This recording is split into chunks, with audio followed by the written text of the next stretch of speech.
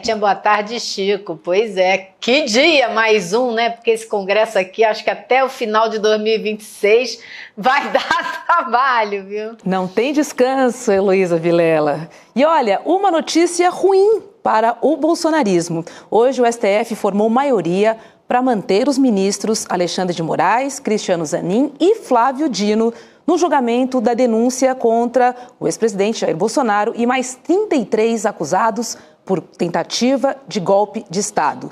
Xandão, Dino e Zanin integram a primeira turma que vai analisar se aceita ou não a denúncia a partir da próxima terça-feira, dia 25 de março. Estamos aí todos ansiosos por esse dia. O impedimento dos ministros foi solicitado pelas defesas de Bolsonaro e dos generais Braga Neto e Mário Fernandes. Ou seja, o julgamento da denúncia vai mesmo ser feito pela primeira turma do STF, Heloísa Vilela. Martelo batido. Pois é, martelo batidíssimo. E eu acho, Roberta, que mais do que garantir esses nomes específicos na primeira turma para fazer o julgamento, o importante dessa decisão foi que você já teve a maioria, então você não teve tempo de algum dos juízes pedir vistas. Porque poderia acontecer, se batesse na mão de um Cássio Nunes Marques, talvez, ele pedisse vistas. Isso poderia adiar o processo, ou seja, você teria que adiar esse julgamento que já está marcado para a semana que vem, de recebimento da denúncia, para ver se Bolsonaro e os outros golpistas se tornam réus ou não. E isso é tudo que o bolsonarismo quer, ganhar mais tempo, né? Então agora, me parece que essa hipótese afastada, fica garantido o começo desse julgamento com o recebimento da denúncia na semana que vem. Esse risco passou, vamos em frente para ver qual vai ser a próxima tentativa de obstáculo, né, Chico? Não, os caras querem escolher agora os juízes. Não, só pode me julgar esse, aquele outro. Ministro que tenha sido nomeado pelo Lula não pode, pela Dilma não pode, Flávio Dino não pode. Eu quero só o Cássio Nunes Marques. Eu quero. Eu escolho. Eu escolho, só os meus. Não tem. O PCC não pode escolher o juiz que vai julgá-lo em nenhuma instância. A organização criminosa não escolhe o seu juiz. A composição é a que está lá. E vamos para o jogo. Tente se defender. Tente fazer uma defesa técnica eficiente. E não faça todas essas apostas em aliança com Trump ou em discurso de Copacabana. Tem que fazer uma defesa técnica, jurídica bem feita. E tentar, pelo menos, diminuir os anos de cana. Porque é interessante, às vezes você não consegue se livrar de toda a cadeia, mas a ideia de uma boa advocacia, a ideia de um bom advogado aliviar, né? Aliviar, reduzir o efeito da pena. A pena, nesse caso, que é tentativa de golpe de Estado, é difícil se livrar. Gente, mas vamos diminuir os anos de cadeia. Isso é que se faz numa defesa técnica e jurídica. Agora, esse pessoal fazendo discurso contra o STF, né, dizendo que o STF é o problema, que o STF é censura, que o STF não corta todas as liberdades, eu acho que não é um bom caminho para essa defesa de forma alguma. Acho que eles estão, assim, muito equivocados na estratégia que eles estão usando, sabe? Agora, o fato é que eles estão tentando ganhar tempo, né? Porque, por exemplo, se tivesse pedido de vista, eles ganhariam pelo menos aí 6 meses. Isso. E aí, olhando lá para frente, a gente pensa na contaminação do pleito de 2026 também, né, Elo? Sim. Quanto antes, melhor. Sim. Que é tudo que o STF quer evitar. Por isso que o STF quer fazer esse julgamento esse ano, garantir que termine esse ano, para não poder ser acusado de estar contaminando o processo eleitoral no ano que vem. Eu acho que eles têm toda a razão. Tem que julgar o quanto antes esses caras todos, né? Sim, agora uma péssima notícia para o Bolsonaro é que o mercado, a tal elite brasileira, já escolheu seu candidato. Então, se a elite dependesse do Bolsonaro, mesmo ele inelegível, mesmo ele debaixo desse julgamento do STF, ia haver alguma defesa. E a gente sabe que Fiesp, essas entidades de empresários, elas têm poder. Mas ele está totalmente abandonado por essas pessoas e por esse poder da grana, porque já escolheram o Tarcísio como candidato. Querem forçar o Tarcísio a antecipar a candidatura dele para 2026. Com isso, o Bolsonaro perde uma defesa muito importante. Ele está abandonado. Tudo que essa elite quer, já o Bolsonaro, pelo amor de Deus, não atrapalha a candidatura do Tarcísio. O Tarcísio começa a subir nas pesquisas, é o preferido da turma da grana, da turma da Avenida Paulista, Faria Lima, ou do Leblon, ou da Barra da Tijuca. Adeus, Bolsonaro, com essa turma. Sim. O Bolsonaro atrapalha nesse momento, não é uma boa história. Então, ele ter sido abandonado por essa turma é um péssimo sinal. Não haverá mais uma grande torcida, né, por ele, Elô. Ah, com certeza. A gente já vê nas matérias que estão saindo em empresas como Globo, TV Globo, Estadão, Folha, a maneira como ele está sendo abandonado pela grande mídia também. Isso Perfeito, é muito significativo. Perfeito. Agora, eu acho... e a maneira como eles cobriram essa fuga do Eduardo Bolsonaro e tudo isso foi muito flagrante. Agora, resta para o Tarcísio um jogo delicadíssimo, porque ele, para ser candidato e ganhar, ele também não pode alienar os eleitores do Bolsonaro. Então, ele não pode parecer um traidor do Bolsonaro até o último minuto. E a gente não sabe onde vai ser esse último minuto. Até onde o Bolsonaro vai esticar essa corda, né? Então, o jogo aí da próxima eleição na direita é bastante complicado. E como o Bolsonaro não pode se eleger, também não sai de cima do muro, né, para não dizer outra coisa, tem uma outra expressão popular que é melhor, melhor do que essa, começam a surgir outros candidatos, né? O Caiado está se engraçando, anteontem ele estava lá no Congresso, as pessoas levando ele para passear aqui e ali, tratando como possível futuro candidato a presidente, né? Você tem os nomes que vão aí tentando ocupar o vazio que ficou, porque Bolsonaro não pode ser candidato, mas também não abandonou o pleito. E tem uma outra questão também, é que para o Tarcísio tomar essa decisão, ele precisa sair do governo de São Paulo. E também há um limite, há uma data limite ali que ele precisa obedecer. Então, assim, tem pressão por todos os lados. Por todo lado. Tem o Kassab que não quer, no momento, ele pode até mudar, mas no momento ele é a favor do Tarcísio ir para o BIS, ir para a reeleição, porque aí o Tarcísio abandona mais na frente para ser candidato a presidente e ele vai de vice do Tarcísio e vira governador de São Paulo, que na avaliação dele ele não é um cara muito popular, é um cara muito poderoso, mas pouco popular de voto.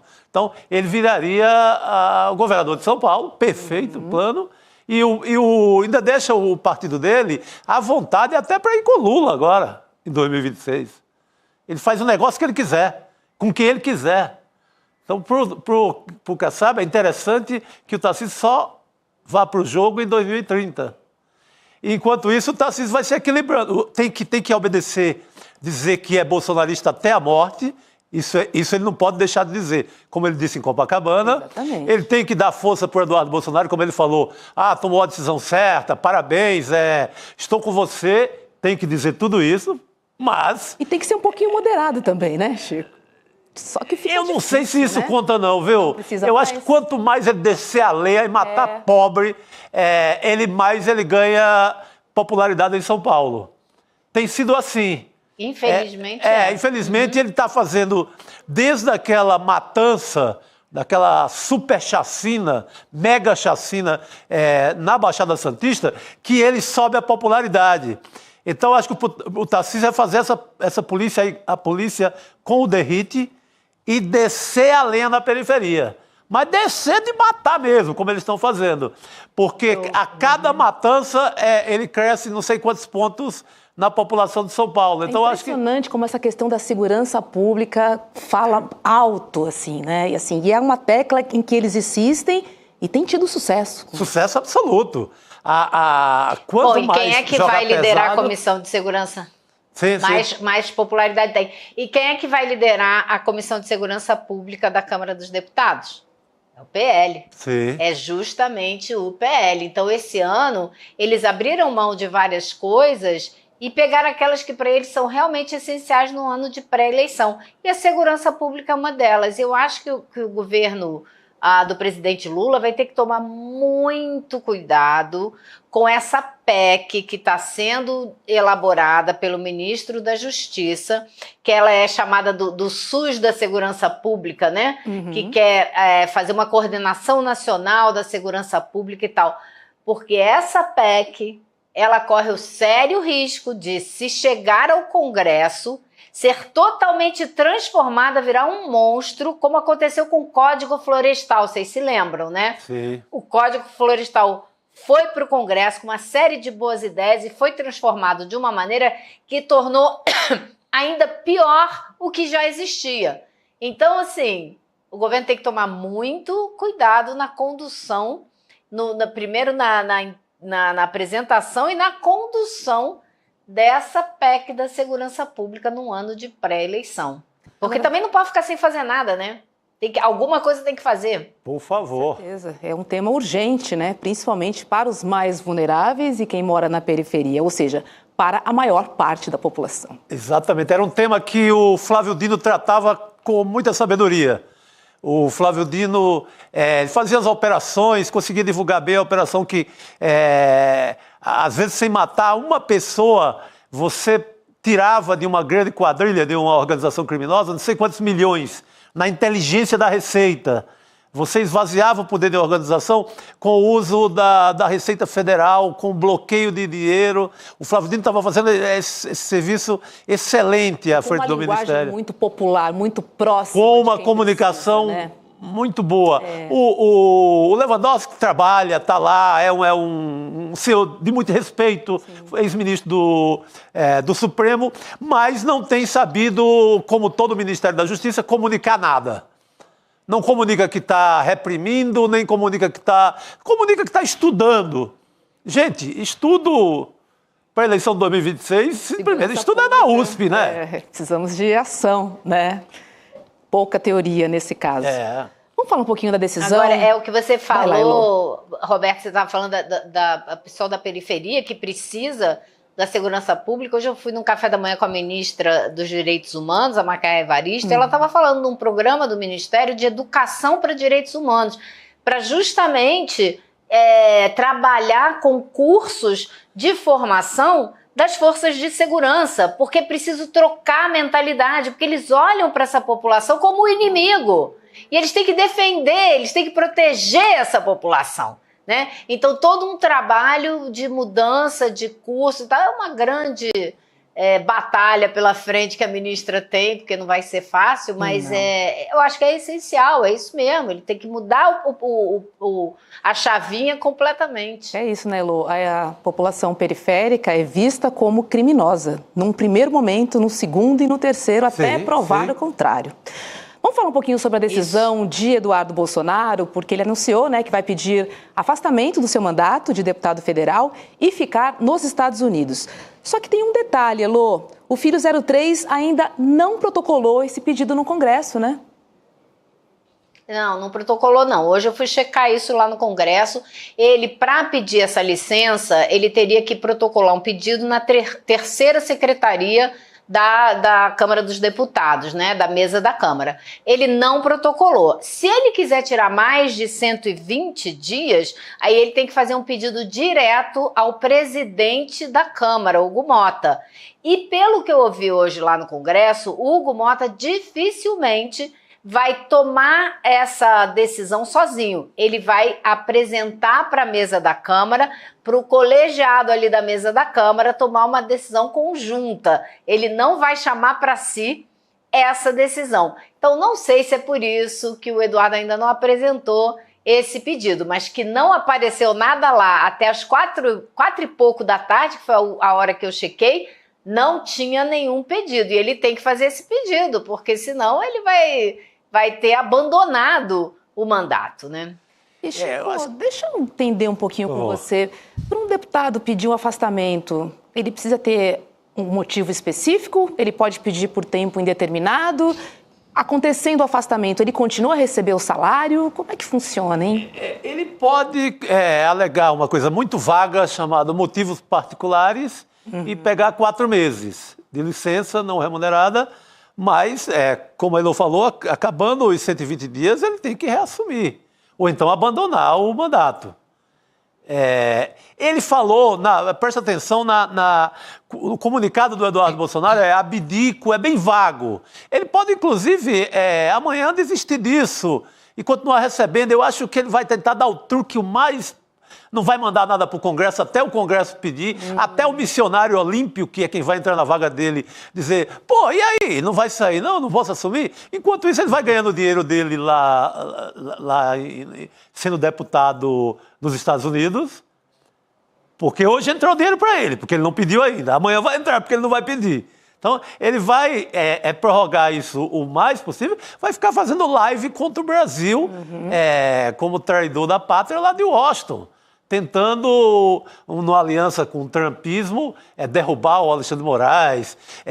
Outro plano dele é emplacar no Brasil um embaixador norte-americano que seja contra o Lula. Então, ele vai continuar nesse trabalho e recebendo aqui. Essa família Bolsonaro está há 34 anos no Congresso, na Câmara dos Deputados.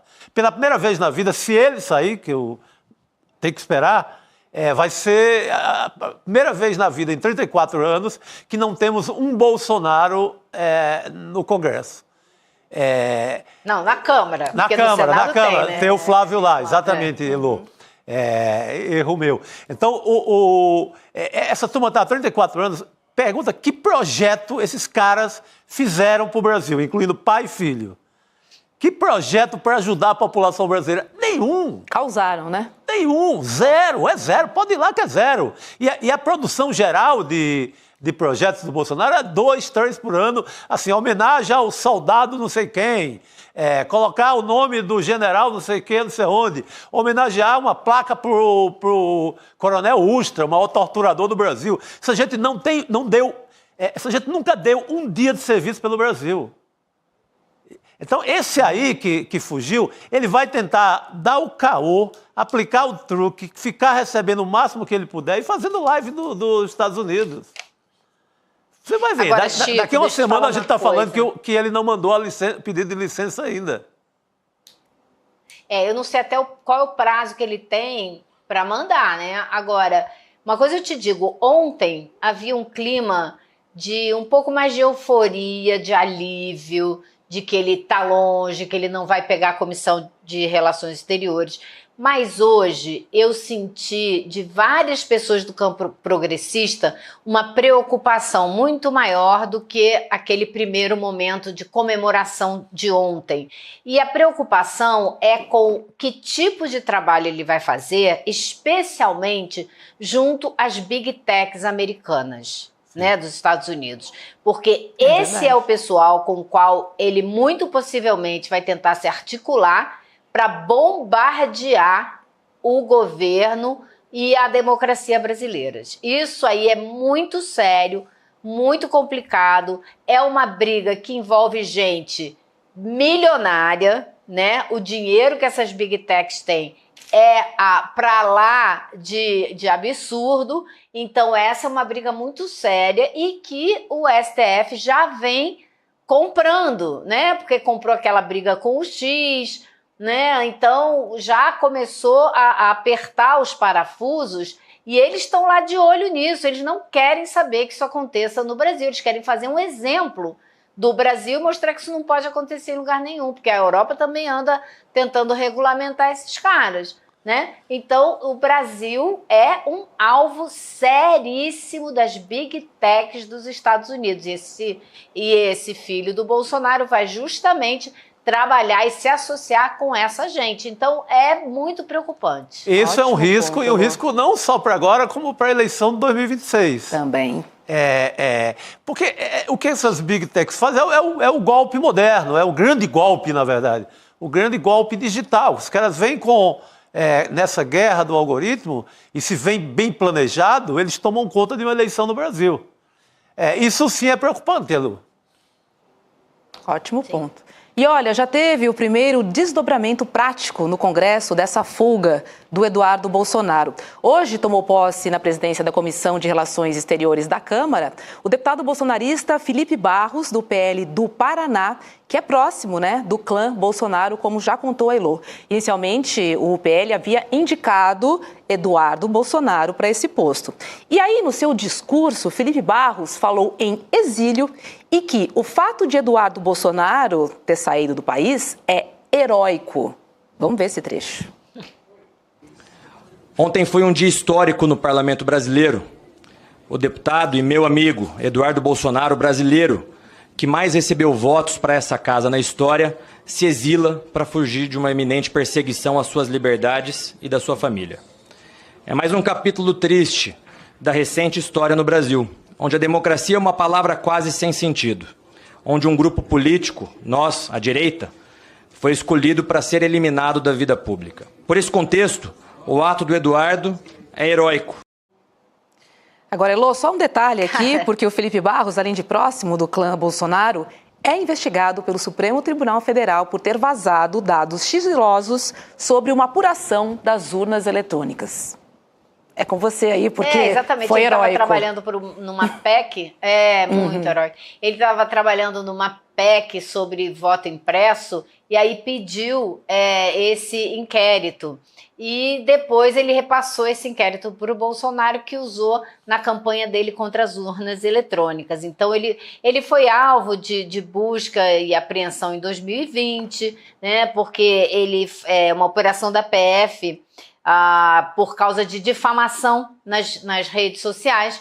Ele é um cara que desde 2020 já faz discurso contra o STF. Então, assim, ele só não é irmão gêmeo do Eduardo Bolsonaro porque não nasceu do mesmo pai da mesma mãe, mas é o mesmo DNA golpista, extremista, anti-STF, né, que é a linha de atuação dessa extrema-direita no mundo todo, que é desfazer o Estado democrático de direito, começando pelas leis e começando pela Suprema Corte, né? Primeira coisa que eles fazem. O Trump lá já está começando com esse discurso também, querendo desmerecer a Suprema Corte, querendo dizer que ele tem direito de deminir ministro da Suprema Corte e essas loucuras todas. Então, ele vai trabalhar de mãos dadas com o Eduardo Bolsonaro, não tenhamos a menor dúvida. Não teremos Eduardo Bolsonaro na presidência da Comissão de Relações Exteriores, mas teremos o seu aliado, o seu soldado, o seu parça, né, que vai fazer todas as ações em conjunto com ele. Então, é uma comissão que é para a gente ficar de olho, porque pode provocar, trazer muitos problemas para o Brasil. E, de fato, né, Chico, temos aí uma ponte formada, sendo que uma delas está ali na fonte. Sim. Na fonte, e a outra articulando aqui no Brasil. Sim. Não, o cara assume essa comissão, né, de Relações Exteriores, tem rolo na justiça contra ele desde 2020, nada aconteceu, ele passeando por aí e falando mal da democracia. Eleito pelas urnas eletrônicas, assume na maior tranquilidade ali no ar-condicionado do Congresso, ninguém o perturba, e ele falando contra a democracia. E falando que o Brasil vive ditadura. É essa gente que faz esse tipo de acusação. O Bolsonaro, o Eduardo Bolsonaro, o foragido, é eleito com 1 milhão de votos dos paulistas, pergunta quantos projetos ele fez para ajudar o povo de São Paulo. 0, claro. A única coisa que ele tem é homenagem a personalidades e tal, a mesma linha do pai. Personalidade. Não fez um dia, talvez não tenha passado um dia, jantado algum dia, ouvindo alguma festa em São Paulo. Nada, ele não fez nada pelo eleitor dele de São Paulo. O que ele faz agora? Abandona o cargo, vai embora para essa luta em defesa do pai, porque essa luta não é em defesa do povo brasileiro, pelo contrário, é a favor das tarifas do Trump. É a favor das tarifas do Trump, que já estão pegando empresários do Brasil. Então, é esse tipo de gente que fala contra a democracia. Exatamente, Chico, mas é perigosíssima a presença deste senhor Felipe Barros à frente da Comissão de Relações Exteriores. Vai ser o braço do Eduardo Bolsonaro dentro do Congresso para tumultuar e tentar trazer problemas de fora para dentro, que é o planinho de atuação deles. E o presidente da Câmara, o Hugo Mota, falou hoje em exílio político, mas ele não citou o Eduardo Bolsonaro. Mas será que tem algum recado aí? Vamos ver o que ele disse para a gente pensar juntos. Nos últimos 40 anos, não vivemos mais as mazelas do período em que o Brasil não era democrático. Não tivemos jornais censurados, nem vozes caladas à força. Não tivemos perseguições políticas, nem presos ou exilados políticos. Não tivemos crimes de opinião ou usurpação de garantias constitucionais. Não mais, nunca mais. E aí, Chico? Foi Vocês viram ali, né? Tava o Barroso e o Sarney, né? Era uma homenagem ao Sarney e é uma homenagem à redemocratização do Brasil, né? Ele acabou respondendo um pouco ao Eduardo Bolsonaro, né? Olha, faz 40 anos que a gente não tem o que vocês estão falando aqui, da tal da ditadura. Mesmo no seu tom moderado e tal, mas o presidente da Câmara acabou dando um recado. Ele que havia dito na posse, no dia da posse, que tinha ódio e nojo à ditadura, para fazer uma homenagem, repetiu o Ulisses Guimarães, depois andou pisando na bola, falando em anistia para essa mesma turma que ele está mandando recado agora. Então, ele fica para lá e para cá, mas hoje ele foi firme nesse discurso. Ele sempre que fala da redemocratização, ele é muito claro. E eu acho que, assim, fica um recado para quem está tentando vender uma imagem de que existe uma ditadura no Brasil. Pelo amor de Deus, a oposição extremista fazendo comício na praia de Copacabana. Não existe ditadura onde caiba, né, esse tipo de manifestação. Então tem que ter muita cara de pau para falar uma coisa dessa. Então eu acho que isso... o Hugo Mota, ele entende isso com clareza.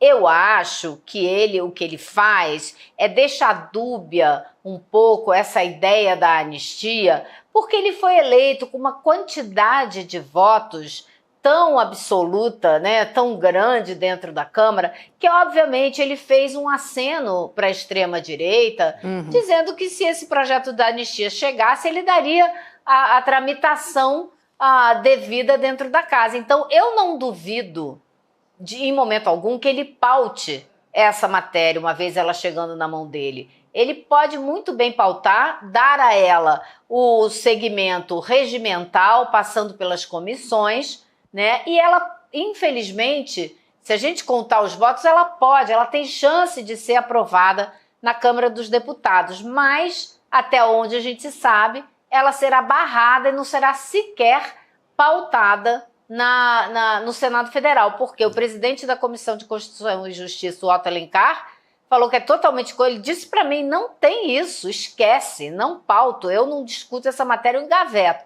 E o presidente do Senado, Davi Alcolumbre, também já disse que não vai levar adiante. Então, a gente pode ver aí uma situação em que essa matéria seja discutida e até seja pautada e votada na Câmara, mas barrada no Senado. O melhor de todos os mundos é que ela não vá adiante já de cara na Câmara dos Deputados, mas a gente não sabe se existe uma correlação de forças suficiente para impedir que isso aconteça. E olha, o professor João César de Castro Rocha, ele fez hoje no ICL Notícias, primeira edição, uma análise bem interessante dessa estratégia do Eduardo Bolsonaro de falar em asilo político nos Estados Unidos. Ele explica também por que o Xandão virou alvo da extrema-direita no Brasil e no mundo. Vamos ver.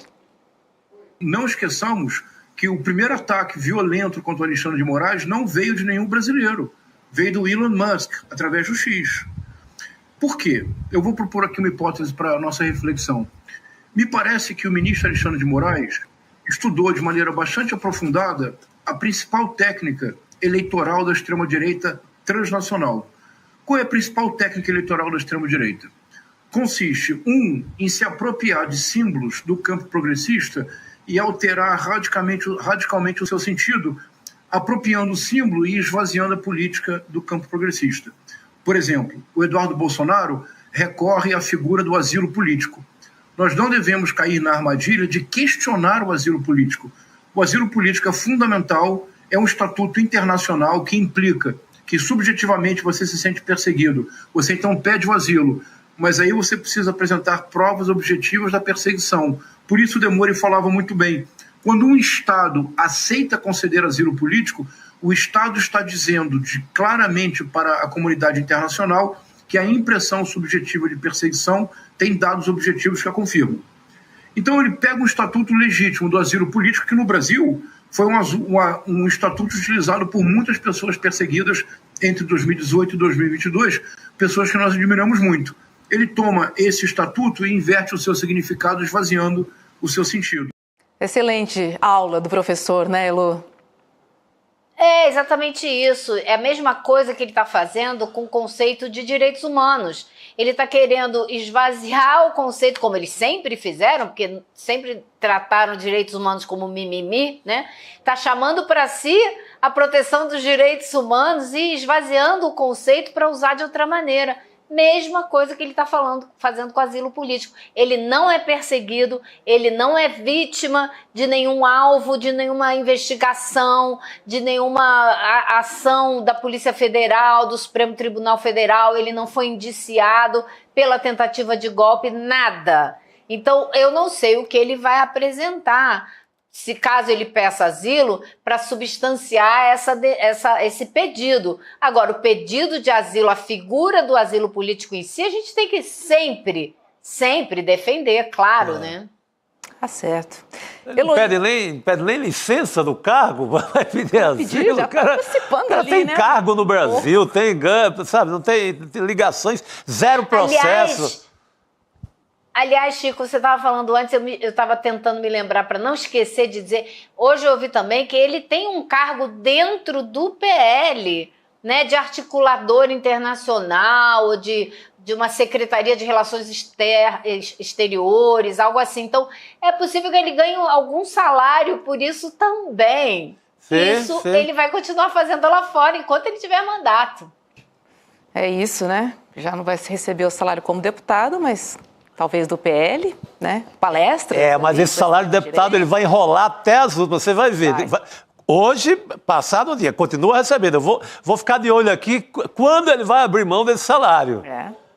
Continua recebendo, está recebendo tudo normal. Até porque morar nos Estados Unidos não está barato, não. Heloísa Vilela, obrigada e uma ótima noite para você. Até amanhã. Para vocês também, pessoal. Até amanhã. Obrigado, Elo. Era a pergunta que a gente estava fazendo, né? De que vai viver Eduardo Bolsonaro nos Estados Unidos? A gente vai entendendo aí com o passar do tempo.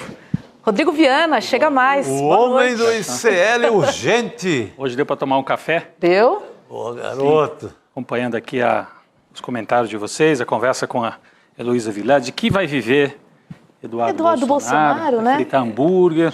Ontem ele se enrola numa resposta à Folha.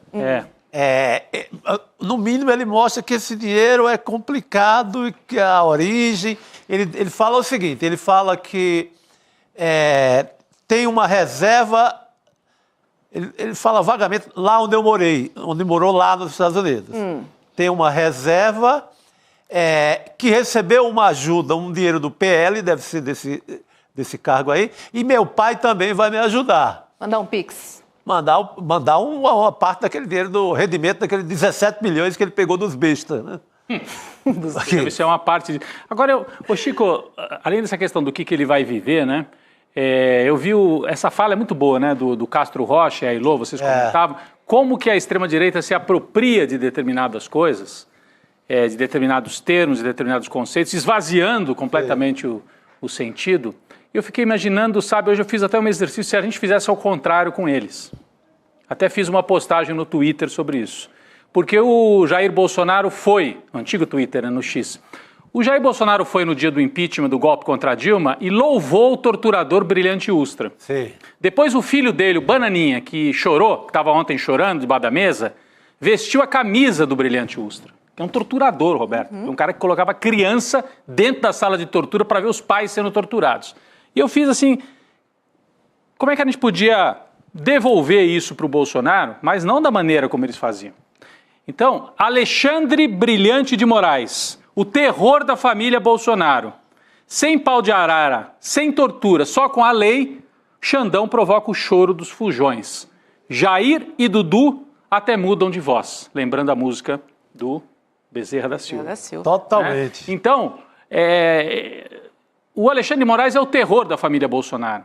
Só que é o terror que usa a lei. O Bolsonaro, de maneira canalha, o Jair, lembrou no dia de derrubar a Dilma de um torturador, do cara que torturou a Dilma, o maior covarde da história recente brasileira, o maior canalha da história recente brasileira, o torturador. E o Eduardo Bolsonaro, que está lá chorando nos Estados Unidos, pedindo direitos humanos, vestia camisa com a cara, tá aí na minha postagem que estava agora há pouco no ar, só para relembrar, mas a gente pode botar a foto. Ali no cantinho, ó, o Eduardo Bolsonaro com a fotografia, com a camisa do Brilhante Ustra, o herói dele é um torturador, dando risada. E embaixo está chorando. Mas agora estão chorando, né? E do lado o pai também chorando. Chora filho. Chora pai, chora filho. Chora de lá, chora de cá. Né? Então é isso que nós estamos assistindo. A gente tem que ficar de olho também, porque é um pouco de teatro, né? Eles estão querendo... Como eles não conseguem falar grosso mais, ele está se fazendo de vítima. Eles agora são bons nisso também. Fazem aquele teatro todo para despertar alguma piedade, alguma comoção, estou abandonado. O Bolsonaro estou sem dinheiro, aí recebe 17 milhões de Pix. Esses caras são muito espertos. É tanto que eles não trabalham desde que nasceram, praticamente. Vivem desses mandatos aí com rachadinha. Os caras são muito espertos também. É a malandragem total. Você citou o Bezerra da Silva. Tem uma música do Bezerra da Silva para cada um ser humano dessa família Bolsonaro. Pode pegar num disco lá que você vai encontrar uma trilha sonora do Bezerra da Silva para cada um deles. Porque é tudo causeiro. Tudo causeiro. Você com o revólver na mão é um bicho feroz, né? Sem ele, sai rebolando e até muda de voz. Malandro é malandro e mané é mané. Temos várias. Tá tudo nessa família, tá tudo aí. Vamos continuar a falar, né, dessa guerra.